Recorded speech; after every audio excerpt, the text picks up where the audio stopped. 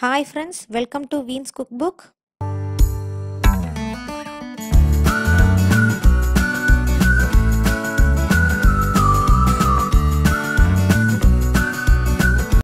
இன்னைக்கு நம்மளுடைய சேனல்ல ஒரு சூப்பரான அதுவும் ஈஸியான ஒரு செட்டிநாடு மஷ்ரூம் மசாலா எப்படி பண்ணலாம்ங்கறத பார்க்கலாம். இந்த செட்டிநாடு மஷ்ரூம் மசாலா சப்பாத்தி, தோசை இதுக்கு ஒரு பெஸ்ட் காம்பினேஷன்னே சொல்லலாம். ரைஸ் வெரைட்டிஸ்னு பார்த்தீங்கன்னா தயிர் சாதம், ரசம் சாதம், புலாவ், கீ ரைஸ் இது எல்லாத்துக்கும் ஒரு பெஸ்ட் சைட் டிஷ் இது. இந்த செட்டிநாடு மஷ்ரூம் மசாலாக்கு தேவையான இன்க்ரீடியன்ட்ஸ் என்னலாங்கிறத பார்க்கலாம். 500 gram mushroom, 2 medium size onion, 1 red capsicum, 1 table spoon மிளகாய் பொடி, 2 டேபிள் ஸ்பூன் எண்ணெய், அப்புறம் தேவையான அளவு உப்பு, 1/2 டீஸ்பூன் மஞ்சள் பொடி, 1/2 டேபிள் ஸ்பூன் ஹோம்மேடு செட்டிநாடு மசாலா பவுடர். ஹோம்மேடு செட்டிநாடு மசாலா பவுடர் எப்படி செய்கிறதுங்கிறத தனி வீடியோவாக போட்டிருக்கிறேன். அதோட லிங்க் நான் டிஸ்கிரிப்ஷன் பாக்ஸில் கொடுக்குறேன், வேணும்னா போய் செக் பண்ணிக்கோங்க. ஓகே, எப்படி செய்யலாங்கிறத பார்க்கலாம். அதுக்கு முன்னாடி மஷ்ரூம் நான் எப்படி கட் பண்ணியிருக்கிறேங்கிறத உங்களுக்கு காட்டுறேன். மஷ்ரூமோட ஸ்டெம்மை வந்து லைட்டாக கட் பண்ணிடணும், ரொம்ப திக்காக கட் பண்ணி எடுத்துடக்கூடாது. அப்புறம் நான் செய்கிற மாதிரி அந்த தோலை எடுத்திங்கன்னா வந்துடும், ஈஸியாகவே வந்துடும். பேக்லேருந்து போனீங்கன்னா ரொம்ப ஈஸியாக இருக்கும். நான் இந்த மெத்தட் யூஸ் பண்ணி தான் நான் மஷ்ரூமை க்ளீன் பண்ணுவேன். உங்களுக்கு வேறு ஏதாவது மெத்தட் தெரிஞ்சதுன்னா எனக்கு கமெண்ட் பண்ணுங்கள். இந்த மாதிரி நீங்கள் சுற்றி அவுட்டர் தோல் ஃபுல்லுமே எடுத்துடலாம்.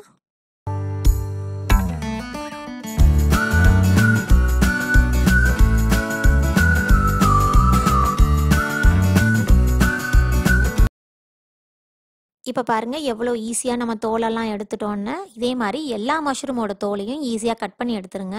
எடுத்து வச்சதுக்கப்புறம் எல்லா மஷ்ரூமையும் நம்ம வந்து ஒரு தடவை தண்ணியில் நல்லா கழுவி வைக்க போகிறோம்.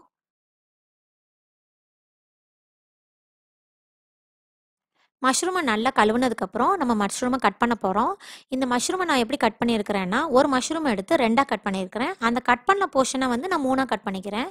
அதாவது ரொம்ப சின்னதாக இல்லாமல் க்யூபாக நம்ம கட் பண்ணுறோம்.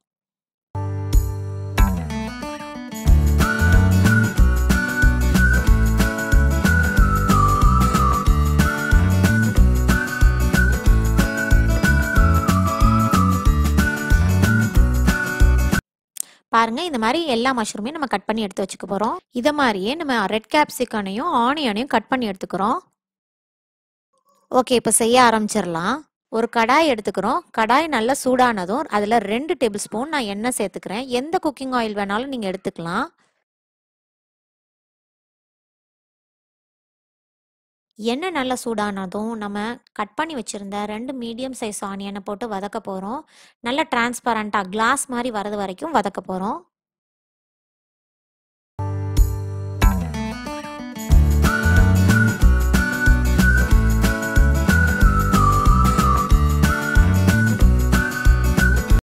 நான் மீடியம் ஹையில் வச்சே நான் வதக்கிட்டு இருக்கிறேன். பாருங்கள், என் ஆனியன் வந்து கொஞ்சம் கொஞ்சமாக கலர் சேஞ்ச் ஆகிட்டே வருது. ஆனியன் நல்லாவே வதங்கிருச்சு. இந்த ஸ்டேஜில் நம்ம கட் பண்ணி வச்சுருந்த மஷ்ரூமை இதில் சேர்க்க போகிறோம். மஷ்ரூமை நல்லா சேர்த்துட்டு லைட்டாக வதக்கிட்டு நம்ம மசாலா பொடியெல்லாம் ஆட் பண்ண போகிறோம். மஷ்ரூம் வந்து ரொம்ப உடம்புக்கு நல்லது. இதில் வந்து ப்ரோட்டீன் கண்டென்ட்டும் ஃபைபர் கண்டென்ட்டும் நல்லா அதிகமாக இருக்கிறதுனால சீக்கிரமே டைஜஸ்ட் ஆகிடும்.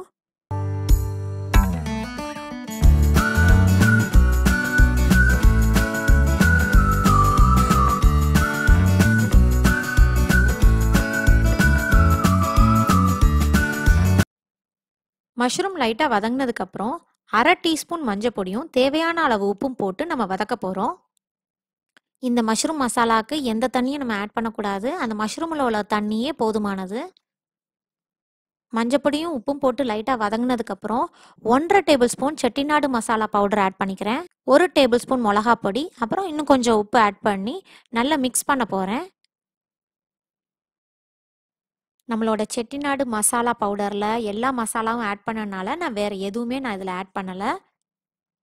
செட்டிநாடு மசாலா பவுடரோட லிங்க் நான் டிஸ்கிரிப்ஷன் பாக்ஸில் கொடுத்துருக்குறேன், போய் செக் பண்ணிக்கோங்க.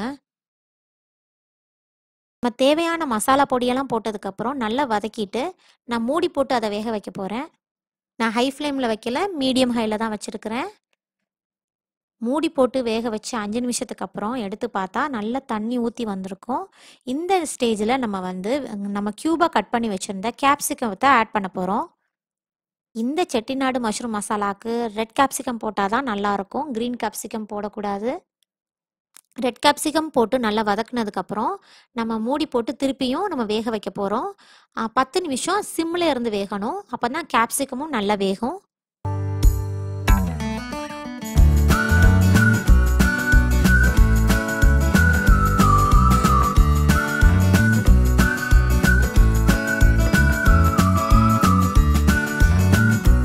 பத்து நிமிஷத்துக்கு அப்புறம் நம்ம மூடியை திறந்து பார்த்தா எல்லா மசாலாவும் பிளண்டாக இருக்கும். தண்ணி மேலே வந்திருக்கும். இனி நம்ம மூடி போடணும்னு அவசியம் இல்லை. இந்த தண்ணி வற்றினாலே போதும், நம்மளோட செட்டிநாடு மஷ்ரூம் மசாலா ரெடி ஆகிடும். எண்ணெய் மேலே வர ஆரம்பிச்சிருச்சு. எவ்வளோ சிம்பிளான டிஷ்ஷுன்னு நீங்களே பாருங்கள். உங்களுக்கு வேணும்னா கொத்தமல்லி கட் பண்ணி ஆட் பண்ணிக்கலாம். கொத்தமல்லி போடாமலே ரொம்ப டேஸ்டியாக தான் இருக்கும். நம்மளோட செட்டிநாடு மஷ்ரூம் மசாலா ரெடி ஆயிடுச்சு. நீங்களும் செஞ்சு பாருங்கள், உங்களுக்கும் கண்டிப்பாக பிடிக்கும். ரொம்ப ஈஸியான டிஷ். செஞ்சு பார்த்து உங்களோட கமெண்ட் எனக்கு அனுப்புங்க. உங்களுக்கு என்னோட சேனல் பிடிச்சிருந்தா லைக் பண்ணுங்கள், ஷேர் பண்ணுங்கள், சப்ஸ்கிரைப் பண்ணுங்கள். தேங்க்யூ.